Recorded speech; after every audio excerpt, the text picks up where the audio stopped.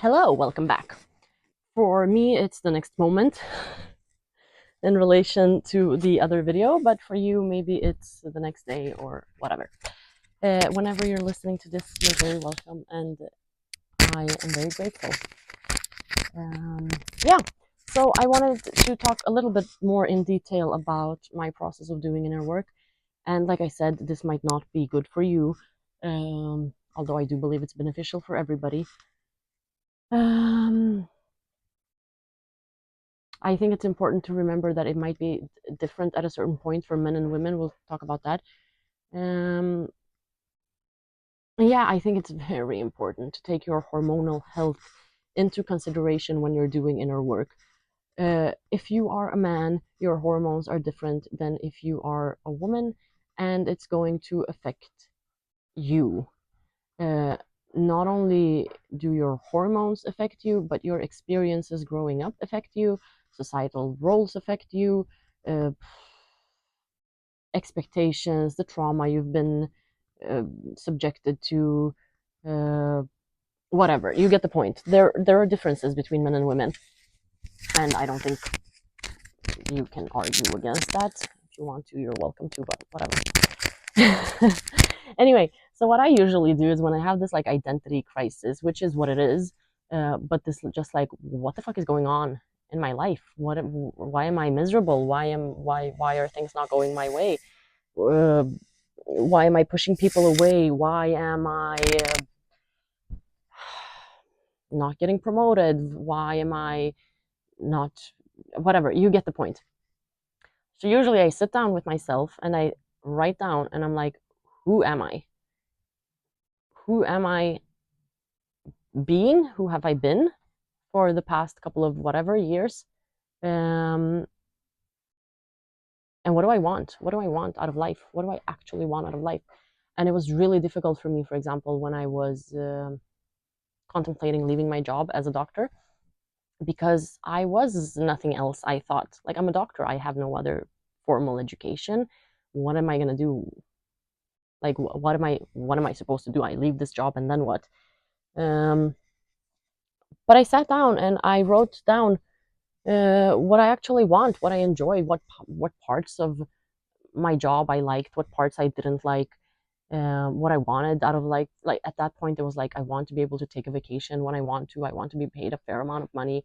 I want to work with patients that are not admitted to the hospital, which is why I worked in endocrinology for a while. I love endocrinology, as you all know, and I wanted to become an endocrinologist, which was very difficult in Sweden, not very difficult in Norway, which is also why I moved to Norway. But yeah, so I sat down and I was like, what do I want to do? I say I want to help people. What people do I want to help? Do I want to save everybody? Do I want to save the world? Or do I want to, hey, I don't know, help people in an emergency situation? Do I want to, like, what do I want? What do I want? And of course, this can be applied to anything. It doesn't have to be medicine. It can be friendships or relationships or uh, personality traits or what do you want? What do you want out of life? Who do you want to be? And who are you right now, right? So have an idea of who you are right now, have an idea of where you want to go, and then eventually you'll find the path, right? But you need to have these two concepts very clear in your conscious mind because like I said, if you don't have it in your conscious mind, you're going to have them in your subconscious mind.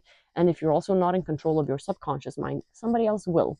And your parents are going to make you be a doctor. Like, my parents actually never forced me to be a doctor, although they were not mad about it. But part of why I chose this path was obviously because I couldn't choose to become like a fashion designer. My parents would never have allowed me to do that. Which I'm grateful for today, not gonna lie. I'll still do my sewing things on the side and I'll make my little dresses, but that's beside the point. Um, and then I asked myself, I wrote down a couple of questions that I've asked myself and I have the answer to. Am I doing my skills and my knowledge justice? Am I making what I can of my gifts? And do you even know what your gifts are? Like, I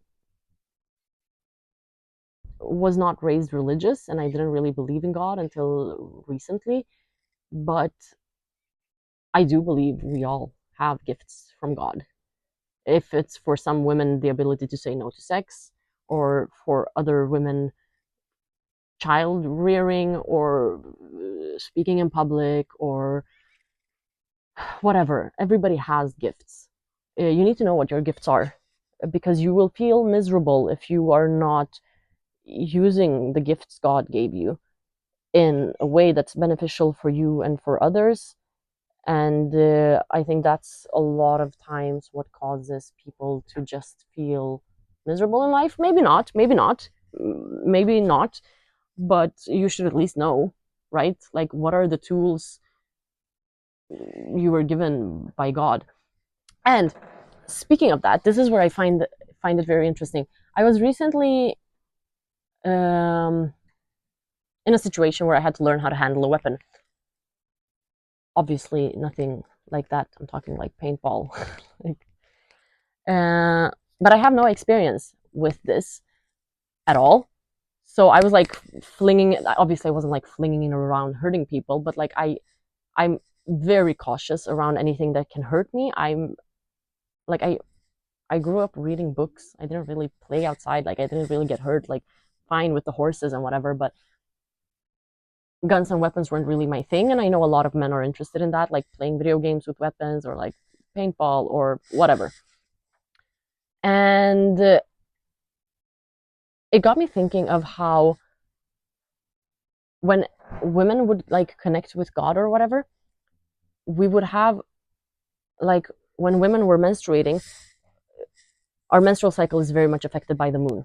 Not anymore with like the artificial lights and whatever, but back then, women would have their menstruation at the same time, and they would like be hidden away somewhere, because number one, this was when the moon was dark rather than full, so there were like predators roaming around, and number two, we were bleeding, so we would also attract the predators. So if the societies would like, and I'm talking tribes, would like hide away the women a little bit, that would be beneficial for them, and then the men would like chill by the fire or whatever. So the women would contemplate and, I guess, stay in a meditative silence as they were menstruating. Men, however, developed this, um, I guess, awareness and concentration and connection and silence when they were hunting, right? They needed to aim, they needed to be quiet, they needed to communicate with one another, not with words, but like with body language and signals and subtle means. And I realized that for men, for example, anger is a weapon. Anger is a weapon that needs to be handled like a gun. Like, you need to be careful with it. You need to aim it well. Personally, if I was a man, I would make sure I was strong and fit. And I would, I don't want to say control my anger, but I would make sure that my anger was targeted in the right way. And I would make no exceptions for how I handle a weapon or my anger, other than in situations where my own or my family's physical well-being was threatened. I wouldn't go around punching people in clubs, but I would want to be capable, because I think anger in men is a gift. I think it's a gift. And I think it's a gift especially because it's so tightly correlated with testosterone. And if anger and testosterone go hand in hand, and testosterone and fertility go hand in hand, and all other results of testosterone go hand in hand with testosterone, I don't understand why we should be pathologizing anger in men. I think men should be initiated into anger like they were back in the day. Like, for example, even here in Romania, on the countryside, not in the cities, you have these, like, I guess, rituals of maturity. Like, when a boy is old enough, he gets to like assist when they um, kill an animal, or when he has shown enough maturity, they let him drive the car or the tractor or whatever, even if it's like not legally allowed yet. And I do think we need rituals of maturity for women and for men, and they should be separate.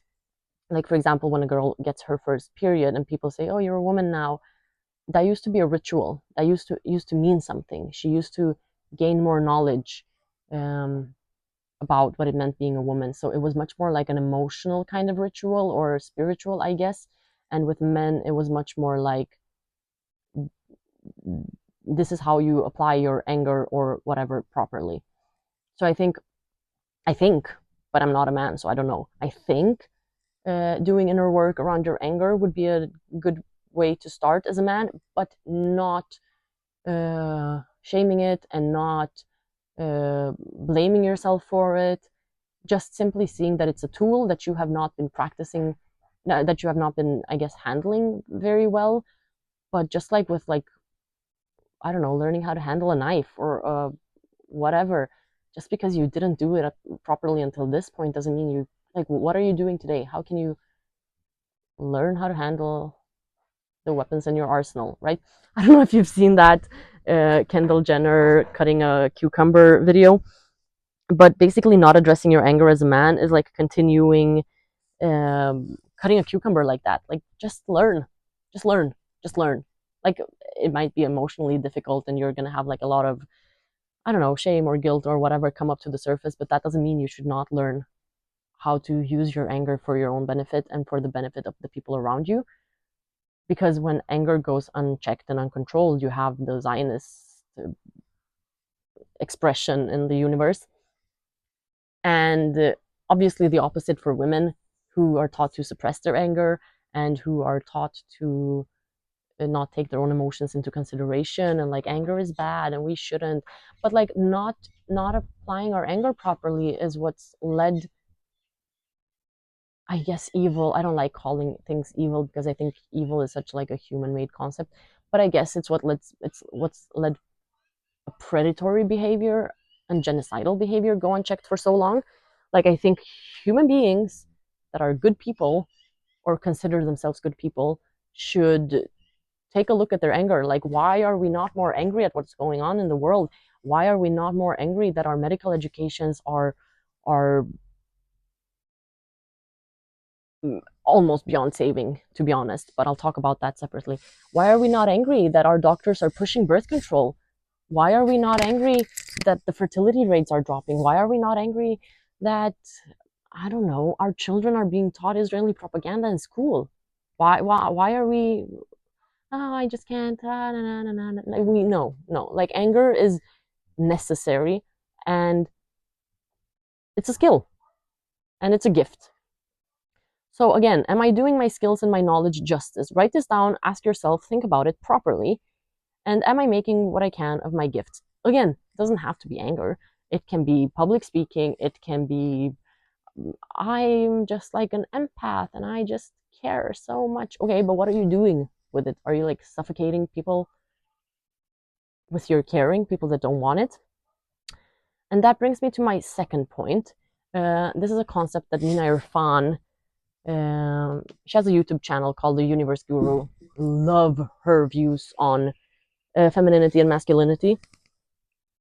Very triggering. I want to emphasize, very triggering. She has triggered the living shit out of me. And in periods of my life, I haven't even been able to listen to her because I just know she's right and everything I'm doing is wrong. But anyway, so she has this concept. She's like, imagine you are the star of your own movie. You're like the main character of your life. And then you have supporting characters like your children or your husband or the cashier or somebody in traffic or whatever. But you're the main character in your life and you're also like the director of the movie. Like, you do get to decide, and you especially get to decide how the main character reacts, right? Because that's you. Uh, and then on the other hand, you are also a supporting character in other people's movies, right? Like, you're the supporting character in your children's life and you're the supporting character in your husband's life. and you're a recurring character in your friend's life and whatever. So when you think about who you are, think about who you are as a main character in your own life, and also think what other movies you are playing a supporting character in. Are you trying to take over somebody else's movie? Like, are you a parent that's trying to like guide your children, or are you there to like support them? Are you trying to tell them what to do?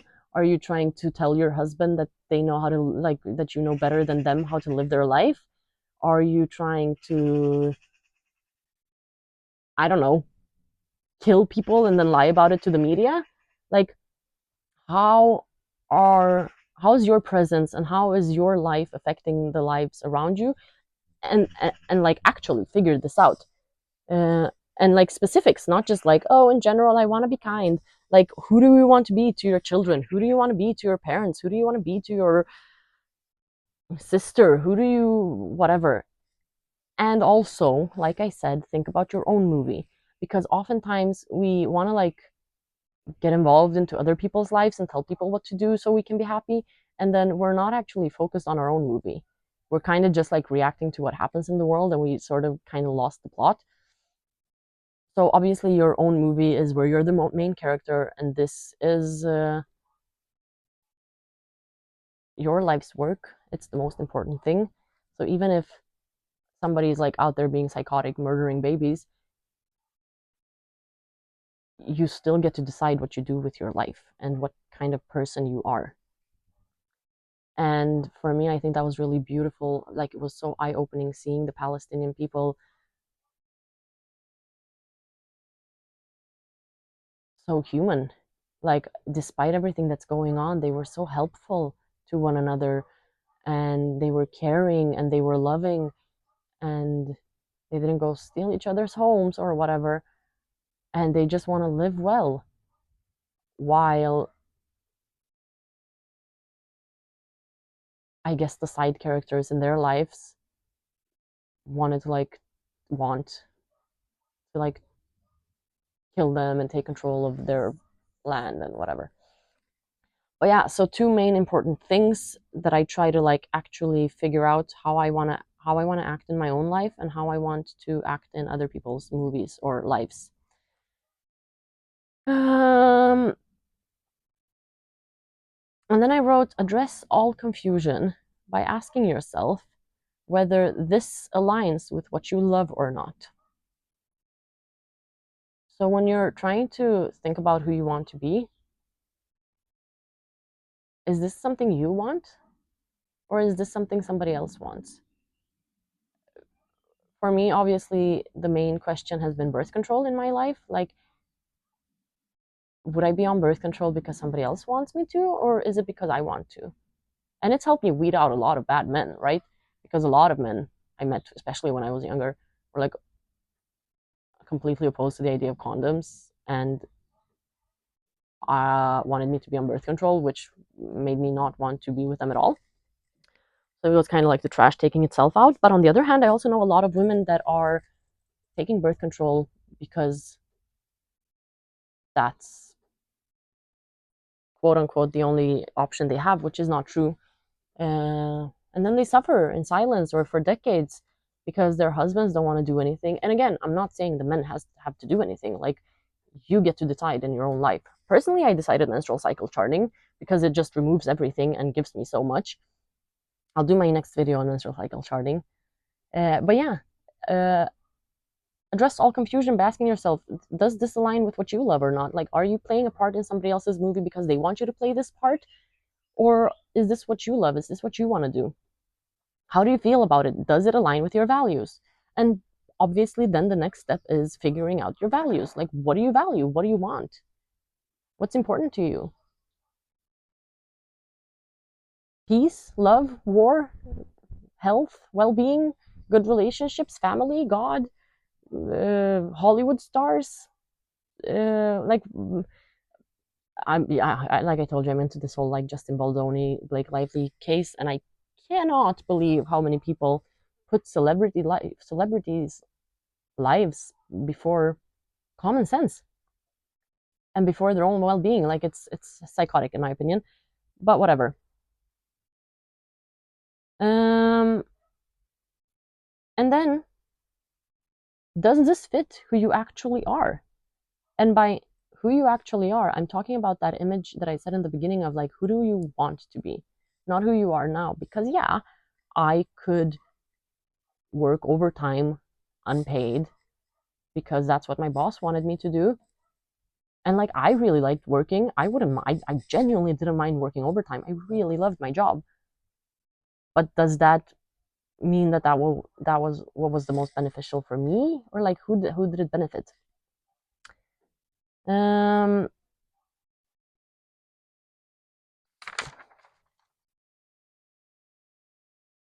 yeah, honor your own needs first, and then other people's needs can be honored through you. Menstrual cycle charting, like I said, made me really aware of like the basic human needs. Like, am I eating enough? Am I sleeping enough? Am I resting enough? Am I spending enough time in the sun? Am I spending enough time with people I love and care about? And I wasn't, obviously. Uh, and eventually it made me not able to work in the healthcare system in Sweden. I want to emphasize the Swedish medical system is, I think, also beyond repair. I personally wouldn't trust a doctor in Sweden, not because they're bad people or unintelligent, but because everybody is just burned out.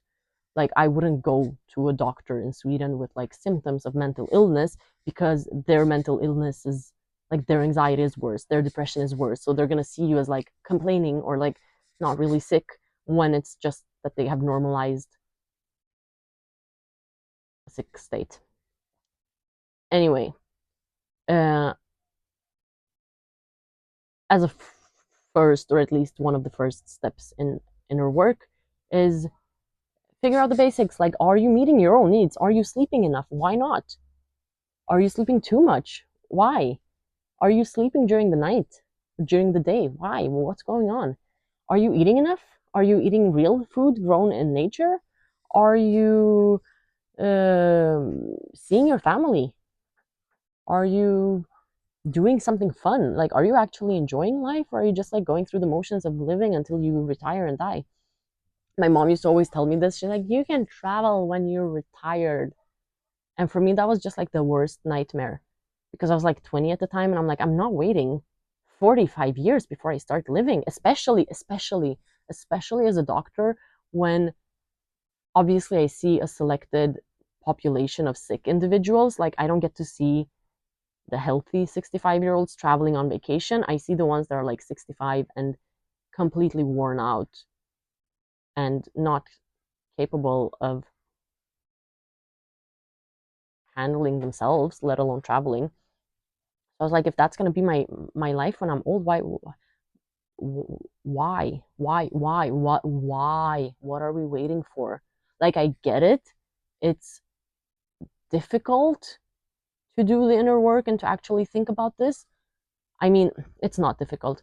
You feel a resistance to it. You kind of like put it off until tomorrow. Like, I don't want to journal today. I'm not going to read that book today. I'll do it on holiday. Or like, I'm not going to think about my actions. I'll do it tomorrow, because we're just so exhausted and drained from like having to work all day and coming home and cooking and cleaning and all of that.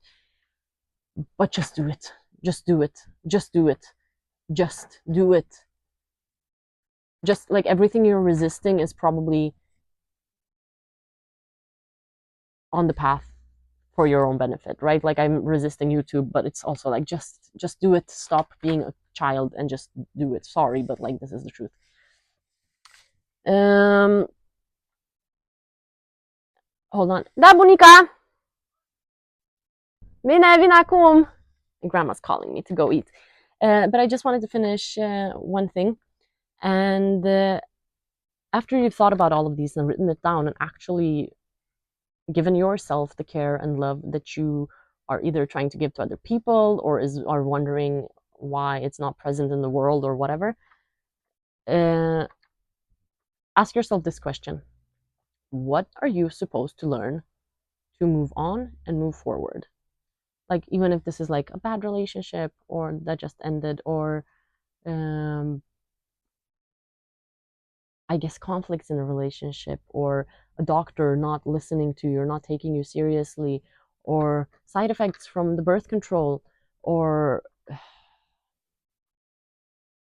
your depression or your anxiety, or feelings that arise, either feelings of like this is good, this is bad, or like conflict or whatever, but just feelings. Just feel a feeling and understand what this is supposed to teach you, right? Like we have instincts that are feelings that are just like so ingrained in us because every single one of our ancestors knew what to do with it. Hunger, for example, needing to use the restroom, feeling tired. Like since the beginning of time, all of your ancestors have known that if you're tired and it's night out, you go to bed. So somebody else learned that in your lineage before you, right? But there are other feelings that our ancestors never felt. Like they never had anxiety after scrolling on a phone for too long. So they're not instinctual feelings for us.